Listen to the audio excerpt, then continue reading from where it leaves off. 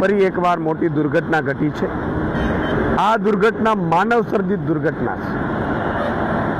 સૌરાષ્ટ્રથી મધ્ય ગુજરાતના જોડતો બ્રિજ જે પાદરાના મુંજપરા પાસે ગંભીરા બ્રિજ છે એ તૂટી પડ્યો અને 4 વાહનો, ટ્રકો અને પિકઅપ વાન સહિત 4 વાહનો નદીમાં ખાબકી પડ્યા। અત્યારે જે સમાચાર મળી રહ્યા છે એમાં 2ના મોત થયા છે, 3 લોકોના રેસ્ક્યુ કરાયા છે। જેના મૃતકો છે એમને ભગવાન એમની આત્માને ભગવાન શાંતિ અર્પે। આ ભાજપે કેવું ગુજરાત બનાવ્યું છે કે જે ગુજરાતમાં લોકો બ્રિજ નીચે ઊભા રહેતા પણ ડરે છે અને બ્રિજ ઉપર ચાલતા પણ ડરે છે।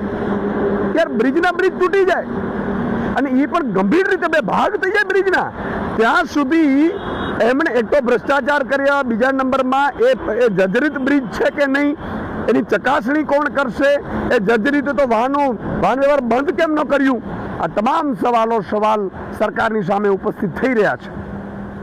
અમે નિષ્પક્ષ તપાસની માંગ કરી રહ્યા છીએ અને બીજી વાર કોઈ પણ નાગરિકનો આવી રીતે મોત ન થાય એની પણ અમે સુદૃઢ વ્યવસ્થા થાય એવી માંગ કરી રહ્યા છીએ। અને સાથે સાથે મુખ્યમંત્રીને કહેવા માંગીએ છીએ કે માત્ર ભોળપણથી રાજ્ય નથી ચાલતું, ભોળપણથી ઘર પણ નથી ચાલતું।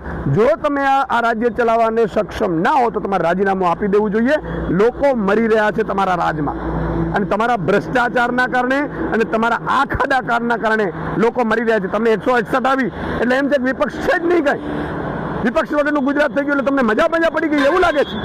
આમ આદમી પાર્ટીનો એક સૈનિક આગામી સમયમાં આ મુદ્દા પણ રસ્તા ઉપર ઉઠાવશે।